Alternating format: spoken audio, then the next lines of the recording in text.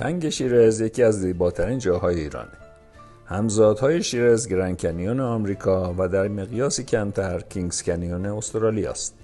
گرند کنیون در آریزونای آمریکا سالانه هزاران توریست رو به خود جلب میکنه، اما هم دارای دره‌ای بسیار عمیقه که فرود به اون کار هر کسی نیست، هم خطرناکه. ریختن زباله تو گرند کنیون یا هر جای طبیعت آمریکا جریمه سنگینی داره. برای دیدن شیرز از خرم‌آباد با حدود 90 کیلومتر تو اتوبان خیلی خوبی که ساخته شده پس از 1 ساعت و ربع به شهرستان کوه‌دشت میرسیم و از اونجا هم حدود 55 کیلومتر تا شیرز راهه.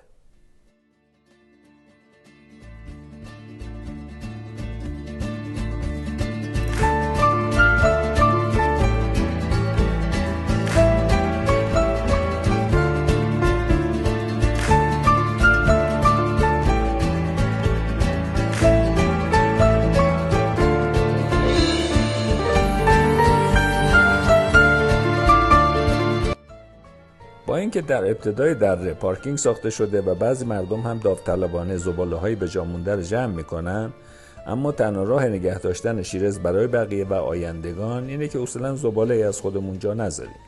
شیرز ثبت یونسکو شده و همونطور که در آغاز گفته شد فقط 3 نقطه با این طبیعت در دنیا هست که شیرز انصافاً زیباتر از اون دوتای دیگه است، اگرچه کوچیک‌تره. بهتره وقتی به این جور جاها میریم به جای بار زدن همه چیز همراهمون از محلی‌ها خرید کنیم و طبیعت رو پاک نگه داریم تا محلی‌ها ایرانگردان رو نعمت تلقی کنن. از جاهای دیگه لرستان هم برای دیدن شیرز میان و اگر شانس داشته باشین رقص و موزیک لری رو هم میتونید ببینید و بشنوید.